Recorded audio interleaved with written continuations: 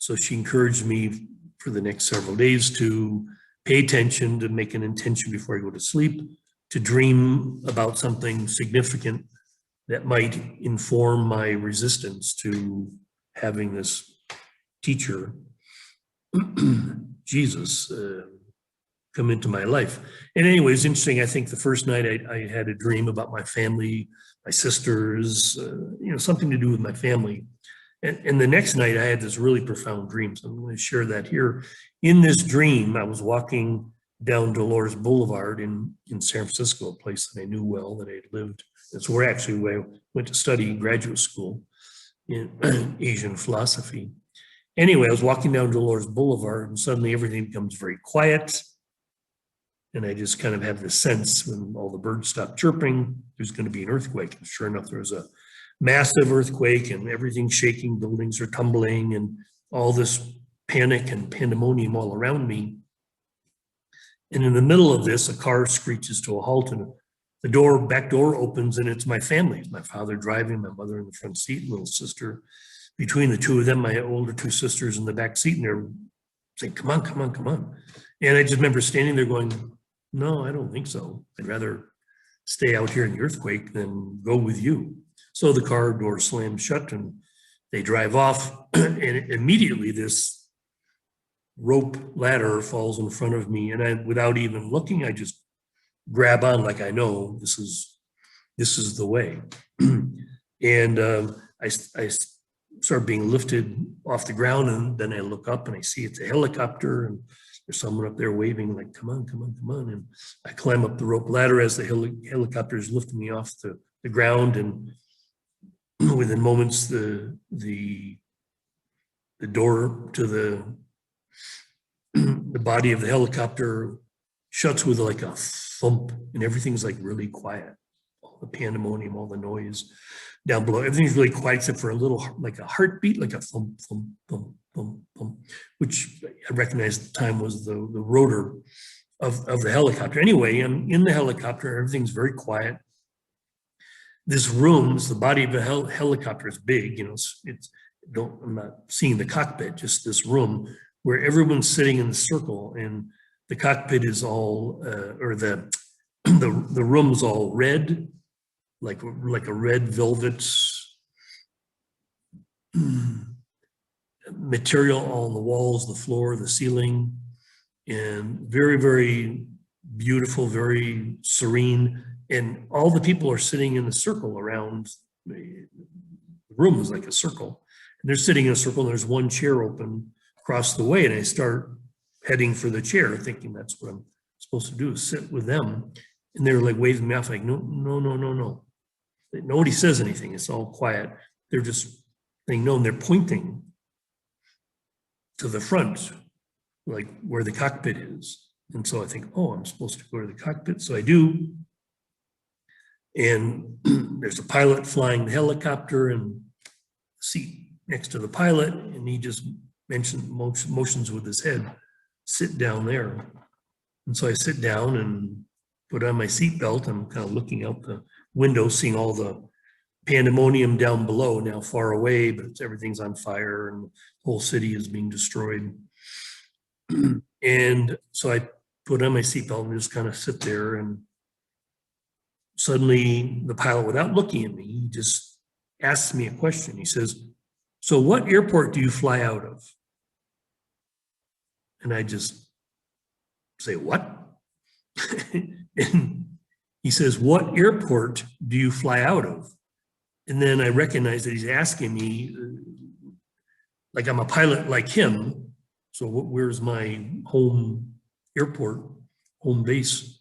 And I just say, I'm sorry, I'm not a pilot. And then he just turns to me. In this dream, I just see his eyes, and I realize, holy shit, it's Jesus, like the teacher that I'm having trouble with here in A Course in Miracles. And he just looks at me.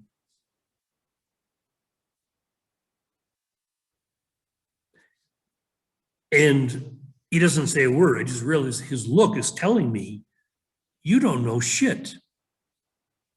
You're every bit a pilot as I am. It was amazing when I shared this dream with Claire. And she's like, well, there you go. What a great dream. You have a choice. You're the conditioning of the world, you're represented by your family, this nightmare that you couldn't wait to get away from at 17, and the teaching that's being brought to you now, a new life. And even the whole thing, the cockpit, the boom, boom, boom, boom, the thumping of the rotors like a heartbeat, like you're being rebirthed.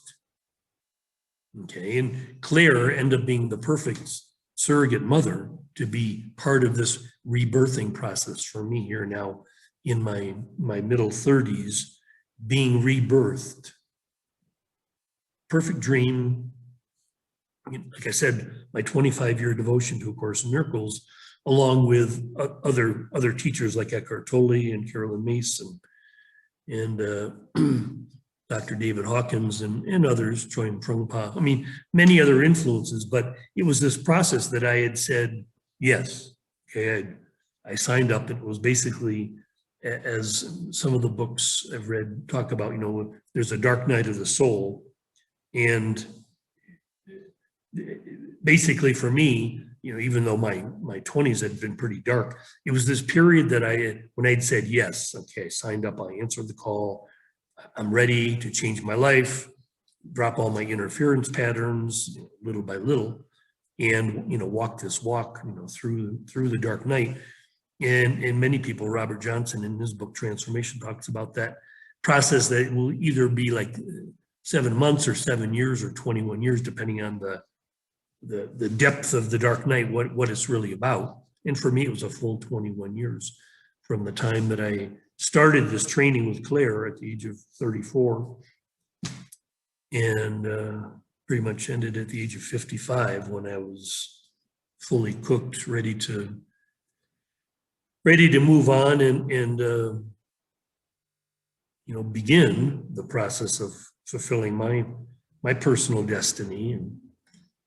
And so it takes what it takes, and it's really important that for those of you who are on the path at whatever stage, that you take encouragement from those of us who have pretty much finished the journey, that journey of, you know, seeking and becoming finders, becoming masters, and ready to be fully of service in the world, you know, in this time of great turbulence. It's very important that there are those of us that can, in fact, I was just reading a quote about that, about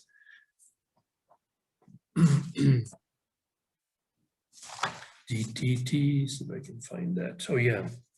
Yeah, those who in the midst of all the confusion, poverty, and disunity of the world are able to manifest the plenitude, significance, and oneness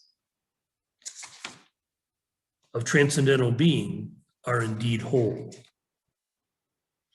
Okay, those who in the midst of all the confusion, poverty, and disunity of the world are able to manifest the plenitude, significance, and oneness of transcendental being are indeed whole. Okay, so that's, again, I described this process of,